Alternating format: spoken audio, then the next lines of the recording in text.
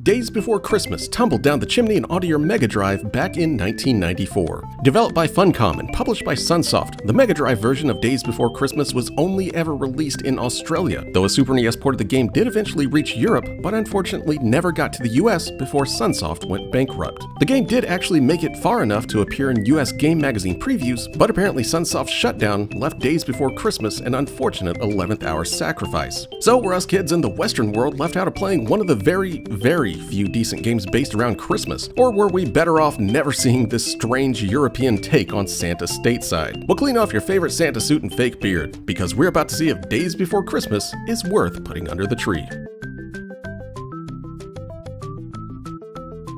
Start at the game and you'll get a brief story about a vicious louse and his cronies totally giving it to Santa just days before Christmas. Get it? Days Before Christmas? The name of the game? And now it's up to Santa to get out there and get all of those stolen presents back that this horrible louse has stolen. You do this by taking control of a particularly spry Santa, as he can run and jump across the screen just as well as dozens of other characters that are in much better shape than an old fat guy with a beard. Your main form of attacking is a shot of cold air or something that shoots straight out in front of Santa, and can pretty much make short work of any enemy in the game with one shot. Though actually being able to fire it off in time before an enemy comes onto the screen and hits you is a common problem throughout most of the stages, since Santa is positioned right smack in the center of the screen no matter what you're doing. But thanks to Santa's more rotund physique, he can at least absorb a good deal of those hits before exploding into magical dust, with your health, of course, represented by Santa hats at the top of the screen. Collectibles you can pick up around each stage are mostly limited to just points, extra Santa hats, and stage checkpoints. But the game does at least give you a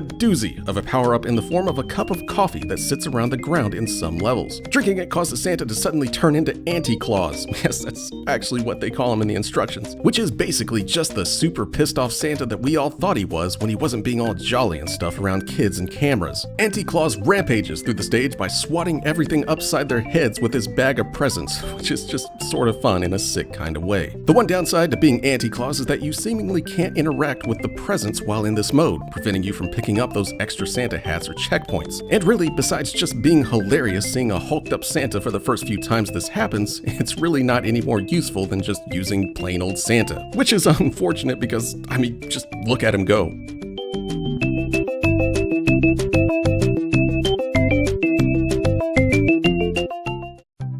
The stages themselves consist of your standard 16-bit variety, which means get ready to jump across a lot of platforms on your way to the star that represents the end of each stage. I was actually kind of shocked at the sheer variety in stages that I played, even throwing in a couple of side-scrolling shooter-like levels where you have to dodge obstacles while tossing presents into chimneys. Just about every stage looks totally different from the last, though some definitely seem a bit out of place, like this weird temple that would look much more at home in just about any game that doesn't feature Santa as the main character. That goes for the enemies that populate the stages as well, since most just seem totally out of place. Like, why is there a tank in this cave level? Why is this bird just flying in a circle here? They all look like they were cut and pasted into the game, with very few matching the art style or setting of the rest of the game, which honestly doesn't look half bad otherwise. At least they're all super easy to kill and pose no other threat besides you accidentally running into them, which also extends to the bosses. Yes, there are actual bosses in this game, with the ones I beat mainly just standing around waiting for you to hit them. Hell, the snowman boss can't even hit you with his attack unless you just decide to jump into it. Things get a bit more challenging with this clock guy, but if you have the ability to jump over a very slow-moving target, then you shouldn't have much of a problem taking him out. And by now, you may be getting the idea that Daze Before Christmas isn't the most challenging game around, and you'd obviously be right. But considering the main audience for this game was probably children under the age of 7, then you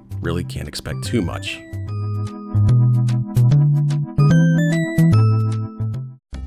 I'll be honest here, guys, when I chose this game to do as a quick Christmas review, I expected it to be a complete dumpster fire. Hell, games targeted at a much larger audience than this back in the 16-bit days could probably still be qualified as actual crimes for how bad they were. So seeing a game that never even made it to the US and called Daze Before Christmas was enough to actually make me brace myself for how bad it was gonna be. But you know what? I don't actually hate this game. Now don't get me wrong, this isn't a great game by any stretch of the imagination, but for a Christmas game that probably had a budget of around around $70. I'm damn near shocked at what we ended up with here. It controls pretty well, doesn't look half bad, barring that most of the game seems to come from a completely different game, and for the most part, it's completely serviceable as a quick, easy game to play with the kids over the holidays. And with just how easy the game is, it kinda totally makes sense that this was the intended goal. So believe it or not, I'm actually going to recommend Daze Before Christmas to anyone that's looking for just that sort of thing, all 4 of you. It's not going to be the best game you ever play, but it has a weird Christmas charm to it that kind of won me over. And honestly, any game where you can play as a raging Santa that beats things to death with his bag has a place in my heart. So at the end, Daze Before Christmas may not be a full-on Christmas miracle, but it's definitely worth sitting down with the family to experience a little bit of classic 16-bit Christmas magic.